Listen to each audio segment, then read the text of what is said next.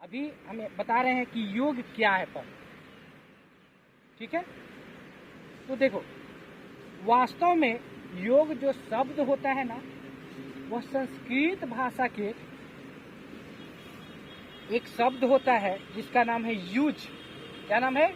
Use. Use धातु से बना है, जिसका शाब्दिक क्या अर्थ होता है? मिलना या जोड़ना। जो योग जो शब्द बना है वह संस्कृत भाषा के युज धातु से बना है, जिसका अर्थ होता है जोड़ना या मिलना। अर्थात कहने का मेरा मतलब है, योग का आध्यात्मिक अर्थ भी यही होता है। वह साधन जिसके द्वारा योगी को जीवात्म और परमात्मा को एकता का अनुरूप होता है। अर्थात मतलब समझा? योग एक ऐसा शक्ति है, योग यदि हम कर रहे हैं तो मेरा मूल उद्देश्य रहता है आत्मा और परमात्मा को एक संबंध में जोड़ना। आत्मा कौन हुआ? हमारे शरीर में विद्यमान। परमात्मा कौन है? जानते हो। तो उन लोगों को आपस में संयोग करना, आपस में एकता बनाना, आपस में मिलाना, आपस में जोड़ना, वही योग। पहले इसीलिए लोग केवल ऋषि मुनि ही योग करते थे, हम लोग योग नहीं करते थे। अर्थात मेरा कहने का मतलब है आत्मा को परमात्मा से मिलन कराना, ठीक है। तो इसीलिए पहले ऋषि मुनि ही केवल योग करते थे, हम लोग नहीं करते थे। योग काफी जटिल था, योग के भाषा हम लोग समझ ही नहीं रहे थे कि हम लोग करें, ठीक है। योग का लक्ष्य क्या है? योग का मेन लक्ष्य है शारीरिक शुद्धि, शरीर को शुद्धि करना। दूसरा, मानसिक शांति। हमारा जो मन जो है, जो मेरा मानसिक जो इधर उधर है प्रॉब्लम हो रहा है, उसको माइंड को क्या करना? शांत रखना, एकाग्र करना। तीसरा हो गया आध्यात्मिक सुख। क्या? आध्यात्मिक सुख। जो पतंजलि योग दर्शन के अनुसार क्या होता है कि योग को हम लोग क्या कहें? 8 अंग होते हैं। महर्षि पतंजलि इसको कितने भागों में बांटे हैं? 8 भागों में बांट दिए। पहले हम लोगों को ये जटिल था, ये जो योग जो था पहले काफी जटिल हो चुका था, लेकिन महर्षि पतंजलि जब आए तो इसको खंडित बांट दिए। इसको क्या किए? 8 भागों में बांट दिए। वो कौन कौन था? यम, नियम, आसन, प्राणायाम, प्रत्याहार, धारण, ध्यान और समाधि। कितने भाग हो गए? 8 भाग। 8 भागों में बांट दी, जिससे हम लोगों को योग करना आसान हो गया। जिसमें हम लोग ज्यादा क्या करते हैं? आसन करते हैं और प्राणायाम करते हैं। समाधि का मतलब समझते हो? अर्थात कहने का मतलब अपने शरीर को साध लो, पूरा सब क्रिया को कर लोगे ना, लास्ट में तुम समाधि पे आओगे। जैसे कभी कभी देखते होगे ऋषि मुनि बैठकर, समाधि में बैठकर काफी दिनों तक ऋषि मुनि क्या करते थे? रह जाते थे। अब बता रहे हैं योग का जन्म कैसे हुआ। तो योग का जन्म जो माना जाता है, ठीक है, योग का जन्म माना जाता है, जैसे भगवान शिव को आदि योगी कहा जाता है। भगवान शिव को क्या कहा जाता है? आदि योगी कहा जाता है। भगवान शिव को क्या कहा जाता है? आदि योगी कहा जाता है। उन्हीं से योग की उत्पत्ति मानी जाती है। उन्हीं से क्या होती है? योग की उत्पत्ति हुई, ये लोगों का मानना है, ठीक। लेकिन आधुनिक योग का जनक किसको माना जाता है? महर्षि पतंजलि। उन्होंने 500 साल पहले योग सूत्र की रचना की थी, जो योग सूत्र दर्शन का मूल ग्रंथ होता है, ठीक है। हालांकि उन्होंने योग का आविष्कार नहीं किया, क्योंकि योग पहले से ही विभिन्न रूप में था। उन्होंने क्या किया? केवल उन्होंने जो योग हम लोगों को जटिल था उसको क्या किया? वो खंडित वैध करके और आसान भाषा में हम लोगों के सामने प्रस्तुत कर दिए, जिसके कारण योग हम लोगों के लिए क्या हो गया? आसान हो गया और उसके बाद हम लोग भी योग करने लगे। योग का मूलभूत सिद्धांत क्या होता है? योग यदि जो करता है उसका मूल सिद्धांत जो होता है, योग क्या करता है? रोग के कारण का इलाज करता है। योग क्या करता है? रोग के कारण का इलाज करता है। और अंग्रेजी दवा क्या करता है? रोग को इलाज करता है। और हेमोपैथी दवा क्या करता है? हम लोगों के लक्षण का इलाज करता है। और रोग क्या करता है? उसके कारण को इलाज करता है। आखिर के किस कारण से हुआ उस कारणे को खत्म कर देगा तो क्या होता है? मनुष्य क्या होता है? पूर्ण रूप से क्या होता है? निरोगी हो, उस रोग से मुक्त हो जाता है। ठीक है। नेक्स्ट, कोई यदि योग के भाषा में यदि कोई बोले मनुष्य कौन सा व्यक्ति स्वस्थ है, आज हम आप लोगों को बता रहे हैं कौन सा व्यक्ति स्वस्थ है। स्वस्थ का परिभाषा बता रहे हैं। देखो, महर्षि सुश्रुत जो थे ना, उन्होंने योग के एक अच्छा सा परिभाषा दिया है। उन्होंने बोले हैं जिनके तीन दोष वात, पित्त एवं कफ सम हो। जब कोई भी व्यक्ति का वात जो है, उसके बाद में पित्त जो है और कफ सम हो, अर्थात बराबर हो, मतलब बैलेंस में हो, और जठाग्नि सम, अर्थात न अति मंद और न अति तीव्र। जठराग्नि जो हम लोगों को पेट में जो खाना जो एडजस्ट होता है उसको जठराग्नि कहते हैं। ठीक है। वह न आपको ज्यादा फास्ट हो और न ज्यादा स्लो हो। यदि जो ज्यादा फास्ट हो जाएगा तो क्या होता है? वो इंसान को देखना पतला हो जाता है, और ज्यादा स्लो होता है तो भी आप व्यक्ति मोटा हो जाता है। ठीक है। यदि आपका डाइजेशन फास्ट हो रहा है, ठीक है, तो भी सही नहीं है, और जठराग्नि ज्यादा स्लो है तो भी आपका सही नहीं है। शरीर को धारण करने वाला सप्त ऋतु जो है, जो शरीर को हम लोग का जो शरीर जो धारण किया है, जो बना है, जो सप्त धातुएं जो है, रस, रक्त, मांस, मेष, अस्थि, मज्जा तथा वीर्य उचित अनुपात में हो। ये सब क्या है? उचित अनुपात में होना चाहिए हमारे शरीर में। ऐसा नहीं कि मतलब कम बेसी। मल मूत्र की क्रिया हम लोगों को सही प्रकार से होना चाहिए। 10 जो हमारा इंद्रिया जो है, जिसको कहते हैं नाक, कान, आँख, त्वचा, रसना, गुद्दा, उपस्थ, हाथ, पैर, जीभ, मन एवं आत्मा, जो ये 10 प्रकार के जो हम लोगों के शरीर में विद्यमान है, वो क्या हो? हमेशा प्रसन्न हो। ऐसे व्यक्ति को स्वस्थ कहा जाता है। वही व्यक्ति स्वस्थ के परिभाषा में आते, वही व्यक्ति स्वस्थ। और एक और भाषा में बोला जाता है जो शारीरिक रूप से, मानसिक रूप से और सामाजिक रूप से जो व्यक्ति स्वस्थ है, फिट है, वैसे व्यक्ति क्या है? स्वस्थ है।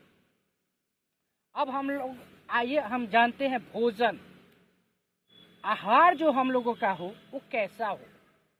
यदि इस तरह यदि आप आहार ले रहे हैं तो आप निरोगी हो सकते हैं। खाना हम लोग वही खाते हैं, लेकिन खाना कैसे है वो हम आपको अभी बता रहे हैं। जैसे कहने का मतलब है आहार। आहार क्या होता है? आहार से व्यक्ति के शरीर का निर्माण होता है। यदि हम लोग खाना जो भोजन जो करते हैं उससे क्या होता है? हम लोगों के शरीर का क्या होता है? निर्माण होता है। आहार का शरीर पर ही नहीं बल्कि मन पर भी पूरा प्रभाव पड़ता है। जैसा, इसीलिए हम लोग को कहा जाता है जैसा अन्न खाओगे वैसा क्या होगा? तुम्हारा विचार होगा, वैसा मन होगा। ठीक है। जैसा तुम खाना खाओगे, खाना का मतलब जो भी भोजन हम कर रहे हैं जैसा करेंगे और जिस भाषा में करेंगे वैसा विचार भी होगा। महर्षि जो चरक जो थे अपने शिष्य को बुलाए, जिसका नाम था बानभट्ट, उनसे पूछा कि रोगी कौन नहीं है, अर्थात स्वस्थ व्यक्ति कौन है? तो उन्होंने कहा हित मुक्ति, मित मुक्ति और ऋतु भुक्ति। अर्थात समझो, अर्थात देखो, उचित मात्रा में भोजन जो है, उचित मात्रा में एवं ऋतु के अनुकूल भोजन करने वाला व्यक्ति स्वस्थ।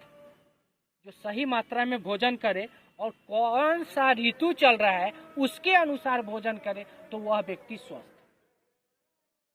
अपनी प्रकृति अर्थात वात पित्त कफ को जानकर उनके अनुसार भोजन ले। जैसे मान लीजिए कि हमारे शरीर में वात बढ़ गया है कि पित्त बढ़ गया है कि कफ बढ़ गया है, यदि हम जान रहे हैं कौन सा डिसबैलेंस हुआ है उसके अनुसार वो भोजन ले, वो व्यक्ति स्वस्थ हो जाएगा।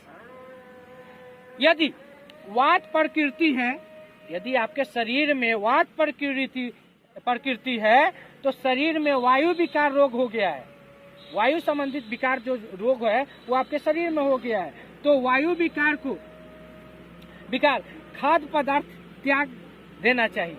वैसे जिसको व्यक्ति को वायु विकार मतलब वायु संबंधित रोग हो गया है तो ऐसे व्यक्ति को वायु विकार मतलब वायु को से मतलब होने वाला बीमारी, वैसे खाद्य पदार्थ को क्या करना चाहिए, त्याग देना चाहिए। जैसे चावल में क्या है, वायु विकार मतलब गैस बनाने की क्षमता होता है। खट्टा पदार्थ उसमें अम्ल होता है, ठीक है, एसिटिक कौन कौन अम्ल होता है, बहुत प्रकार के अम्ल होता है जिससे क्या होता है, गैस उत्पन्न करता है। तो ऐसे खाना को हम लोगों को क्या करना चाहिए, नहीं खाना चाहिए। किसको नहीं खाना चाहिए, जिसका वात प्रवृत्ति सही नहीं, ठीक है। खाना क्या चाहिए,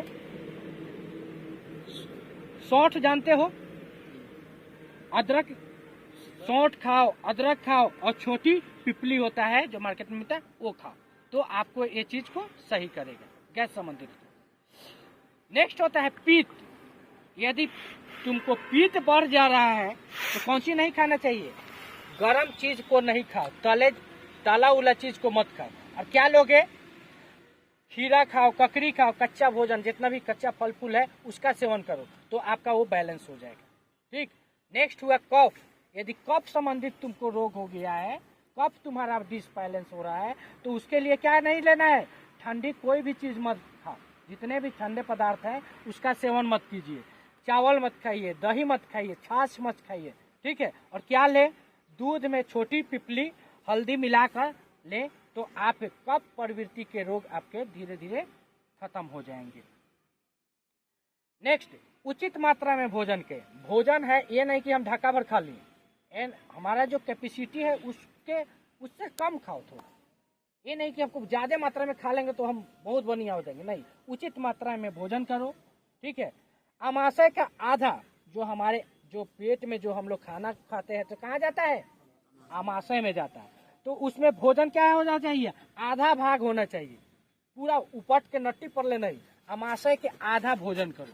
कितना करना है, आमाशय में आधा भोजन करो। चतुर्थार्थ पेय पदार्थ के लिए रखो, चतुर्थार्थ पेय पदार्थ मतलब पीने लायक, जो हम लोग पीने लायक जो है उसके लिए रखिए, ठीक है। और सेहत ठीक रहिएगा। ऋतु के अनुसार खाद्य पदार्थ के मेल रख के खाना खाएं, होगा उसी अनुसार हम लोग भोजन करेंगे। भोजन का निश्चित समय बना लीजिए कि हम ये समय में खाना है तो उसी समय पर खाइए, आप जीवित ज्यादा दिन रहिएगा और निरोगी बन के रहिएगा। अर्थात कहने का मेरा मतलब है कि भोजन का एक निश्चित समय बनाइए, जैसे कि हाँ इतना बजे खाना है तो उतना ही बजे हम क्या करेंगे, खाएंगे। असमय भोजन मत करिए। यदि आप असमय भोजन कीजिएगा तो भोजन आपको सही से नहीं पचेगा और अनेक प्रकार के रोग भी उत्पन्न करते हैं, ठीक है। खाना कब है, आज सुन लो जिंदगी में कि खाना कब है। यदि इस समय पर जो व्यक्ति खाता है उसका कभी भी रोग नहीं आता है। कब, प्रातः काल 8 और 9 के बीच में हल्का क्या करे, पेय पदार्थ ले, मतलब पेय पदार्थ पीने वाला खाना खाइए, जैसे नहीं तो फल खाइए। कितना बजे, प्रातः काल, ठीक है। प्रातः काल अन्न का सेवन मत करो, ठीक है। नेक्स्ट, मध्य में क्या कर रहे हैं, 11 और 12 बजे के बीच में आप भोजन कर लीजिए। और सायंकाल मतलब शाम के समय 7 और 9 के बीच में आप भोजन कीजिए। 9 बजे के बाद आप करने बैठे तो पहला बात कि तुम्हारा माइंड शांत हो, ये नहीं कि झगड़ा कर लिए, टेंशन कर लिए, उस समय भोजन नहीं करना चाहिए। विष के समान वो भोजन लगता है तुम्हारा शरीर। जब भी हमको भोजन करना है तो सबसे पहले हम जमीन पे कुछ बिछा लेंगे, अलथिल पलथिल मार कर बैठ जाएंगे।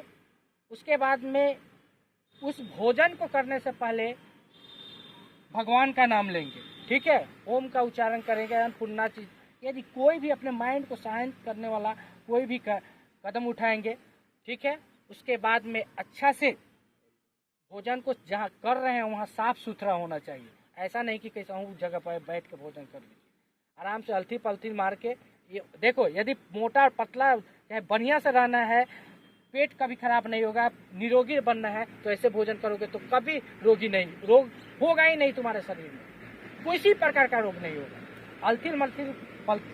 अलथी पलथी मार लीजिए पहले, ठीक है, उसके बाद माइंड को शांत कीजिए, भगवान का नाम लीजिए, तब भोजन कीजिए। भोजन करते वक्त मोबाइल मत देखिए, किसी से बात मत कीजिए। यदि बात कर करके हम खाते हैं ना तो ज्यादा खा लेते हैं, होता है कि नहीं? तो किसी ऐसे भोजन नहीं करना। भोजन को कभी भी जब हम खाना खा रहे हैं तो उसको 30 से 32 बार उसको अच्छी तरह चबाए, मुंह में एकदम अच्छी तरह चबा ले, पूरा मिला ले, उसके बाद में उसको क्या करें, अंदर प्रवेश करें, उसके बाद खाना को इन कीजिए। भोजन के बीच जब भी हम भोजन कर रहे हैं, बीच बीच में पानी का सेवन मत कीजिएगा। क्या चीज? बीच बीच में पानी का सेवन नहीं करना है। भोजन के बाद यदि हो तो तुम 2 से 3 घोट पानी पी सकते हो, ठीक है। यदि भोजन के बाद यदि तुमको छाछ मिल जाए तो तुम्हारा डाइजेशन सबसे अच्छा हो जाए। इस चीज को ध्यान। मांस खाने से जो व्यक्ति ज्यादा मांस मीट मछली का सेवन ज्यादा करना चाहता है तो सुनो उसको क्या हानि होती है। जो व्यक्ति ज्यादा ये सब खाने के चक्कर में रहता है, उसके अंदर से दया खत्म, करुणा खत्म, सहानुभूति खत्म, प्रेम खत्म, अपनापन खत्म, एवं श्रद्धा जो भक्ति जो होती है वो भी खत्म, मानवीयता के जो मानव के गुण होते हैं वो भी खत्म। कभी भी भोजन सात्विक आहार लेना चाहिए।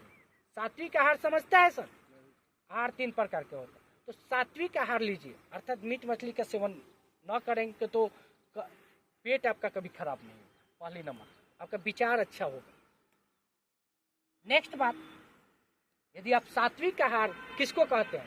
ऐसा नहीं कि शाकाहारी को सात्विक आहार कहते हैं। जब भी कोई भी माता एवं बहनें खाना जब बनाती है, जो स्नान करके बनाती है, स्नान करके ही उसको बनाना चाहिए।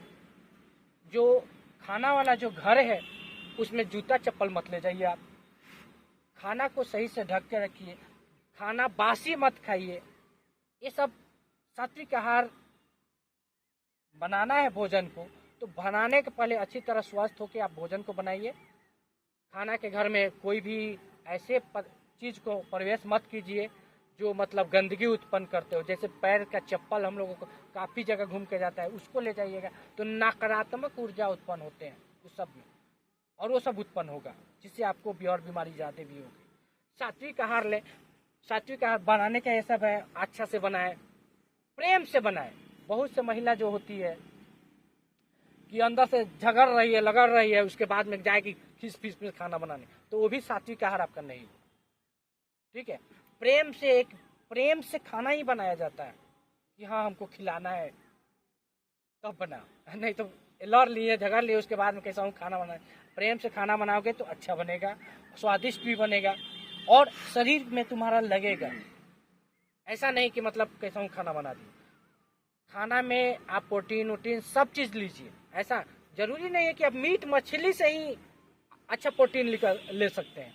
और सब कहने का मतलब है जो भी मीट मछली नहीं खाता है उसका भी शरीर देखोगे तो तुमसे अट्ठा कट्टा रहता है। ऐसा नहीं है कि मीट मछली ही से केवल डेवलप करेगा, नहीं। सात्विक आहार करो, बहुत लाभ रहेगा और निरोग रहोगे। सबसे बड़ी बात है निरोग रहोगे। यदि इस तरह से हम खाना खाते हैं, तामसी भोजन का मत सेवन करें, ठीक है। यदि इस तरह से भोजन हम लोग करते हैं तो हम लोगों का जीवन में कभी है जो शुगर का कौन कौन बीमारी नया चला, उस सब कभी नहीं होगा। और उसके बाद खाने के बाद आप प्रतिदिन 1 घंटा योगा करें सुबह और शाम, आप कभी भी रोग नहीं होगा। नहीं तो हम लोग क्या करते हैं, खाना तो खाते हैं उल्टा सीधा और उसी पर रोग करते हैं। यदि नियम से चलिएगा तो आप जीवित भी काफी दिन तक रहिएगा।